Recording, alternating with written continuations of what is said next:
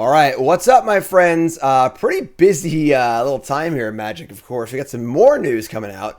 Lord of the Rings, Tales of Middle-earth, the Universes Beyond crossover set, featuring obviously one of the most beloved fantasy properties of all time. I'm a big Lord of the Rings fan, and we're going to see it in Magic cards, of course, super cool. Set for modern play, for commander play, for casual play. Not legal in Standard or Pioneer, but will be legal on Arena for Historic, and I think Alchemy, but I don't usually talk about Alchemy on the stream because, but Historic's freaking great. But we got a whole bunch of new cards released today, including most of the Fellowship of the Ring, some of the primary antagonists. So we're just going to jump right in here, looking at our first card, Samwise Gamgee. Confound you, old Samwise Gamgee.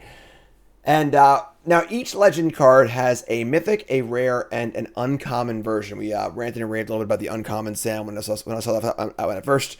This is the rare version of Sam, and we get green-white for a 2/2 here. Obviously, it's a halfling. It's a legend. Whenever another non-token creature ETB is under your control, make a food, and then you can sacrifice 3 food to return a historic card from your graveyard to your hand. Historic cards, of course, being artifacts, legendaries, and sagas, which are all obviously pretty common types. And so Samwise here, pretty cool card, honestly. Pretty easy to make a lot of material. Obviously, every creature you play will make a food, and obviously food can return things. Not that hard to play creatures. As far as Modern goes, not sure what deck would exactly want this card. Although the effect is reasonably powerful. Historic, Commander, and so on and so forth. I think that the power level of the set's not going to be Modern Horizons 2. No Hogaaks, no Solitudes, no Furies, no Ragavans, no Urza Sagas, which is good, I think, honestly. I think a set being a little more casual leaning is pretty good. I think this card, this is maybe a chance to see play, but otherwise, most of it looks like a pretty fun card. And these, I gotta say, I'm not a alternate art showcase frame kind of guy. But I would say the Lord of the Rings showcase frame is by far my favorite showcase frame. 2 reasons. 1, it's super clean, it's easy to read, it's aesthetically pleasing. And then 2, for some reason the art in all of these is just freaking killer. Super awesome. So old Samwise, not too exciting, but pretty cool. Merry and Pippen, Meriadoc, Brandybuck, and Peregrine Took. And amusingly enough, while these characters were the 2 probably least important characters of the Fellowship of the Ring, they are probably 2 of the better cards here in the entire set as far as modern play goes and competitive play goes, especially in Historic.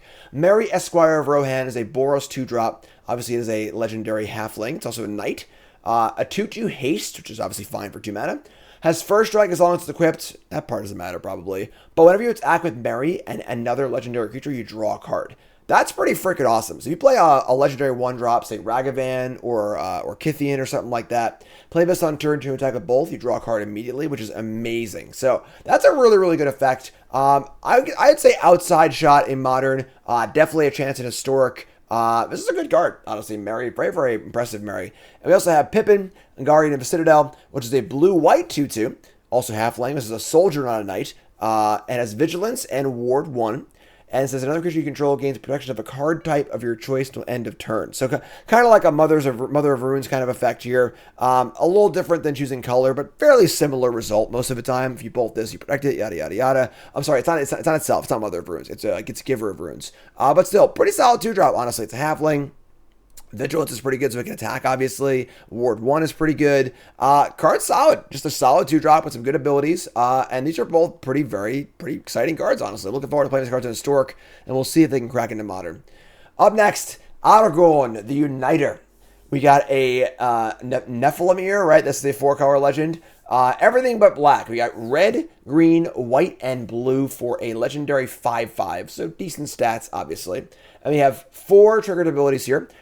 Whenever you cast a white spell, make a 1/1 soldier. Blue spell, scry 2. Red spell, lava spike your opponent. And green spell, +4/+4 on the turn. A pretty powerful card. However, in Modern, this is competing directly with Omnath.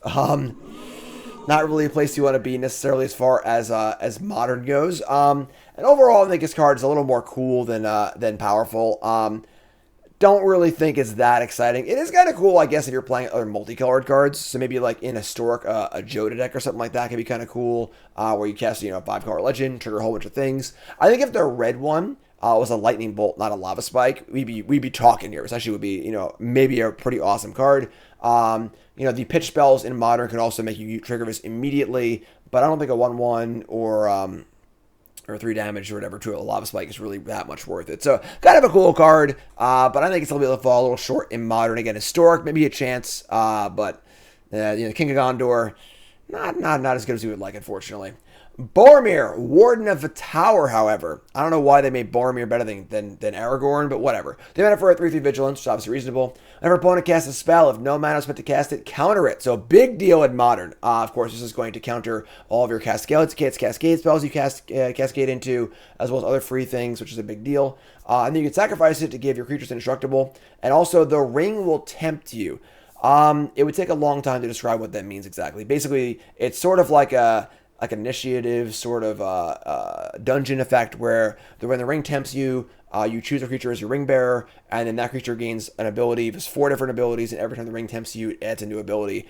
Go look it up. Honestly, I'll do a different video on that. But not super relevant. More so the kind of hate bear ability, the decent sized body, and then the anti-wrath ability. All pretty reasonable. It's also human. Bormir's got a shot. Bormir's got a pretty good shot in Modern and Historic as well. It's kind of a cool card. And again, the showcase art's super, super cool.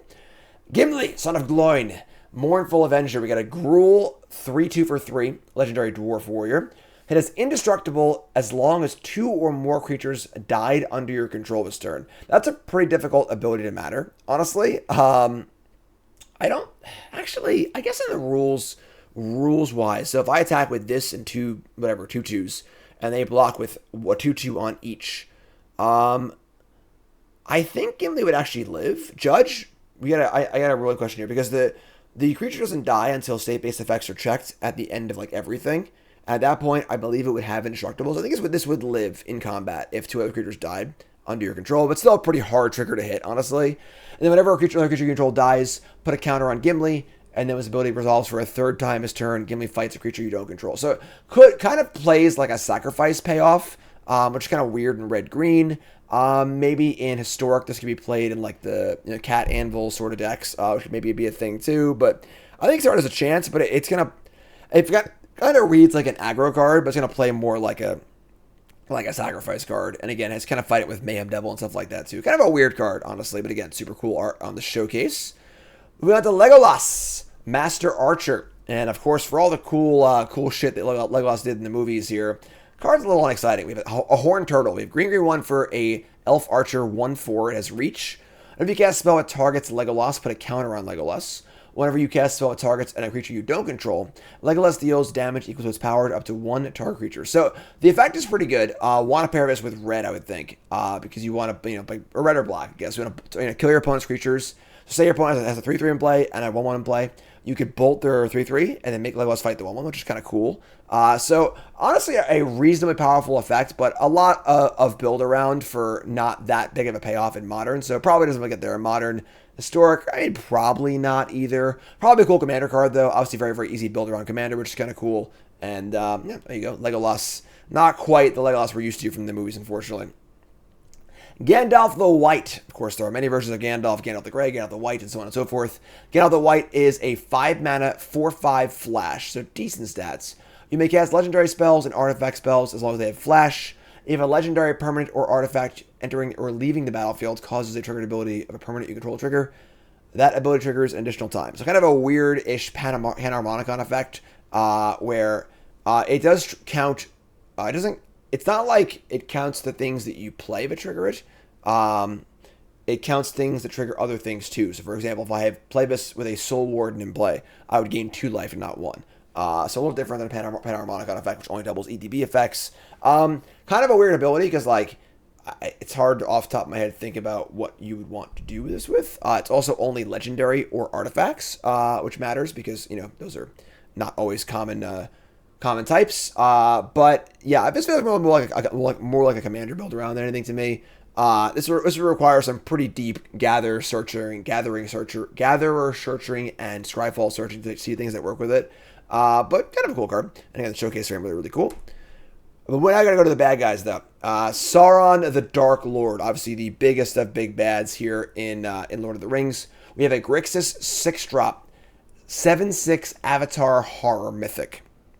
Ward, sacrifice a legendary artifact or legendary creature. So very, very close to hexproof, honestly. Not that many legendary artifacts or creatures just laying around to be sacrificed. And then if it does get sacrificed, it's obviously a very powerful 2-for-1 anyway. Whenever an opponent casts a spell, amass orcs 1. So you make a token and keep making it bigger. Whenever an army you control deals combat damage to a player, the ring tempts you. As we discussed, you can go look that up. Whenever the ring tempts you, you may discard your hand. If you do, draw 4 cards. So, very, very powerful card, but this isn't really the kind of card that would see play constructed. You know, it's funny how it almost makes a lot of sense that Meriadoc and Peregrine would be playable cards in Modern because they're cheap, whereas the big flashy cards that are going to cost a lot of mana are probably not going to be playable unless they're like reanimatable or something like that. So Sauron feels more like a commander card to me. I doubt this card makes so much of a splash in any serious constructed format, but there's some raw power there for sure. Definitely. And then we come to the Nazghoul. So we're getting out of the mythics and rares into the uncommons, and these of course are non-legendary, and this is pretty cool. So the Nazghoul is a 3-mana 1/2 Death Touch. When it ETBs, the ring tempts you. I'll have to print the ring thing up. I'm sorry. You can go look it up. I should have had a graphic for it. Whenever the ring tempts you, put a +1/+1 counter on each Wraith you control. So this is a 2/3 Death Touch for 3, not a 1/2. And then a deck can have up to 9 cards named Nazghoul.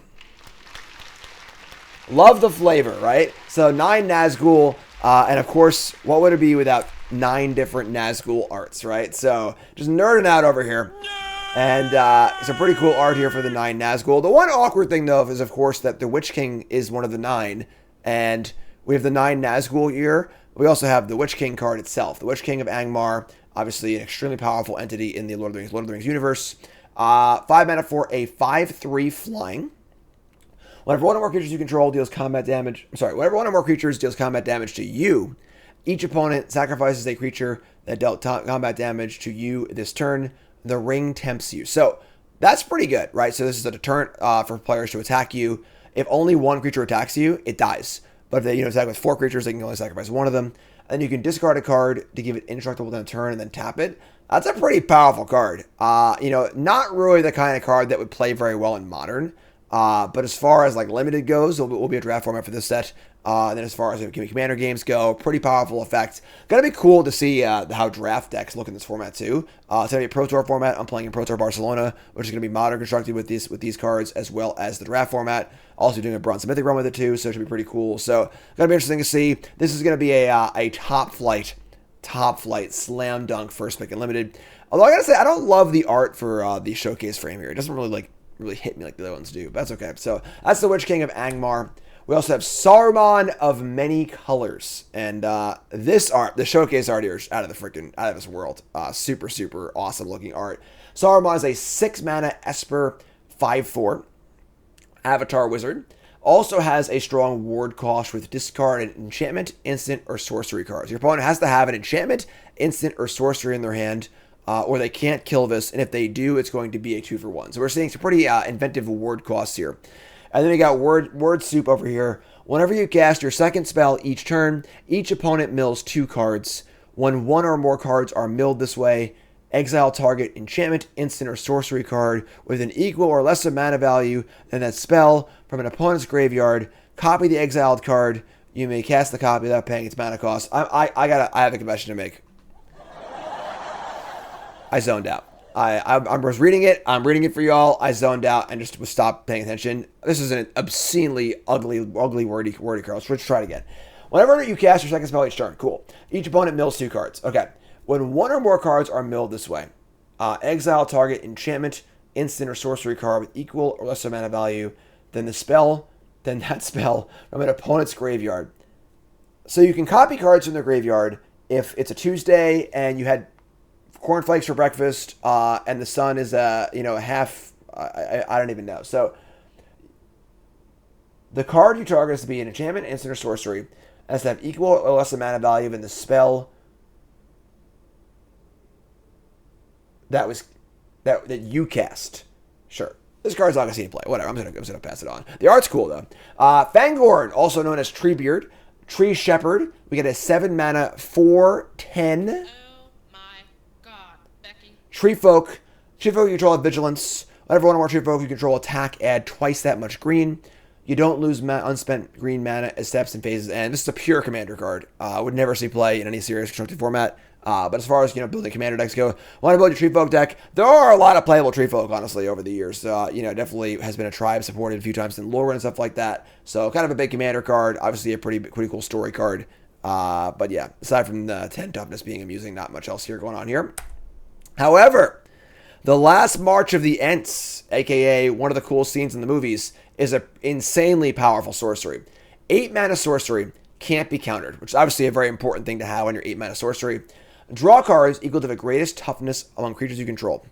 Then put any number of creature cards from your hand on the battlefield. So, draw at least some number of cards, as long as you have anything in play. And you can put any number of creature cards into the battlefield for free. So, Emrakul, Xenagos, Ulamog, whatever you want.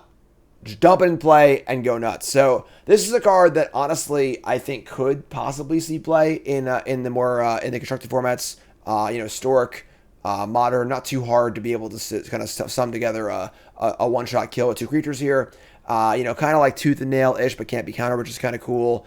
I mean, maybe not, honestly, but the power level is pretty high. And then obviously a huge commander card. It's going to be like a $30 commander card or whatever, which is pretty crazy. And then that's it. That's our last card for today. So there were more cards released, but a lot of them are like draft common and stuff like that too. So I wanted to keep things concise here. But pretty cool, honestly. So maybe I'll do a video on the ring temp so you can explain how that works, because it is a little bit confusing. But let me know what you think. Are any of these cards cool? Is it a good thing or a bad thing? This set makes a huge impact on Modern. And Mariotic, Brandybuck, and Peregrine took... What do you think? I think those are the best cards we revealed so far by a significant margin. So I'm Jim Davis. Make sure you hit that follow button. Make sure you like, comment, subscribe. Of course, pro Magic player and full-time content creator. Look for a bronze anything for this set. Look for 10 new brews for the set in Modern. It's going to be very, very exciting. And look for all my usual stuff, my set review and everything else. And make sure you subscribe and look for all that. And I'll see you folks in another video. Thanks for watching, folks. Appreciate it. Leave a comment and let me know what you think.